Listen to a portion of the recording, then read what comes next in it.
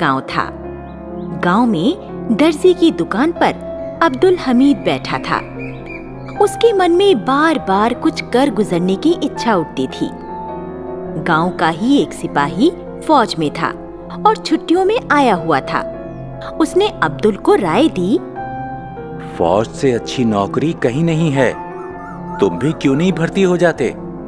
उसके अब्बा यह सुन नाराज होकर बोले, हमारे घर में सिलाई का काम होता है, हम नहीं जाने देंगे लाम पे। उन्होंने अपनी बीवी से सलाह कर अब्दुल हमीद की शादी कर दी। सोचा अब तो पलटन में ना जाएगा। अब्दुल की बीवी रसूलन अच्छे स्वभाव की थी। उसने अब्दुल की बेचैनी देखी। वो बोली, सूरमा बनना है तो कलुआ की तरह चले जाओ पलटन में, मैं सच्चे मन से कहती हूँ। रसूलन ने दिल पर पत्थर रखकर अब्दुल को भर्ती दफ्तर भेज दिया। अब्बा से ननिहाल जाने का बहाना बनाकर वह भर्ती हो गया। सन 1962 में उसकी ट्रेनिंग खत्म होते होते चीन का आक्रमण हो गया। अब्दुल भी मोर्चे पर गया। चीनी सैनिकों ने भारी संख्या में बढ़ना शुरू किया। भारतीय सेना तितर-बितर हो रही थी। बहुत से जवान रास्ता भटक गए और कुछ मर भी गए। अब्दुल और उसके 2 साथी लंबे रास्ते से चलकर बच निकले। 10-15 दिनों तक बचकर अपने इलाके में पहुंचे। कलुआ की मौत सुन अब्दुल सख्ते में आ गया।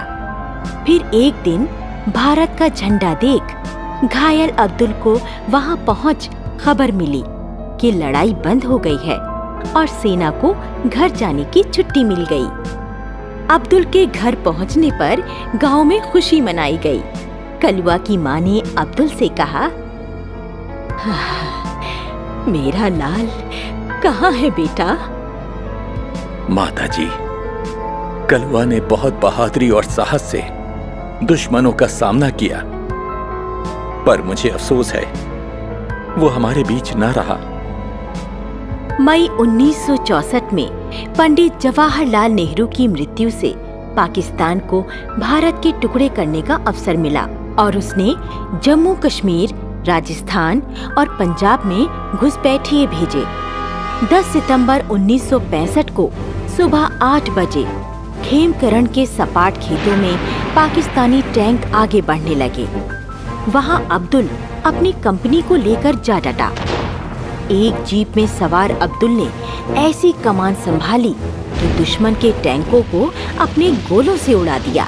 अब दुश्मन के टैंकों ने अब्दुल के चारों ओर घेरा डाल दिया। अब्दुल अपना रास्ता बदलते हुए दुश्मन को भुलावे में डालता रहा। उनकी तोपें और टैंकों ने उसकी ओर आग उगलना शुरू कर दिया, किंतु अब्दुल का हौसला पस्त न हुआ।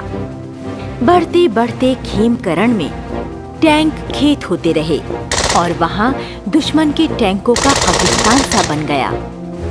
अकेला अब्दुल अपनी मशीन गन से 2 टैंकों को आग लगाकर तीसरे टैंक पर गोलियों की बौछार कर रहा था। उसी समय उसकी जीप एक चलते टैंक से टकरा गई। अब्दुल की बहादुरी से उसके साथियों के हौसले बढ़े और इस तरह भारतीय जमीन से शत्रु सेना भाग गई। अब्दुल बुरी तरह घायल हो गया था। उसका सारा शरीर आग से झुलस गया, आंखें खराब हो गईं। वह वहीं शहीद हो गया। उसके घर पर रसूलन, उनके 2 लड़कों और 1 लड़की को अब्दुल के शहीद होने की खबर मिली तो उनकी आंखों से गंगा जमुना बह निकली। बूढ़े माँ बाप की तो बात ही क्या, उसने वीर सैनिकों का मस्तक ऊंचा कर दिया। मरने के बाद सरकार ने अब्दुल हमीद को परमवीर चक्र से सम्मानित किया। तो बच्चों, इससे हमें यह शिक्षा मिलती है कि मातृभूमि की रक्षा करना हमारा कर्तव्य है। सच्चा नागरिक वही है जो अपने देश के लिए अपने प्राणों की बाजी तक लगा देता है।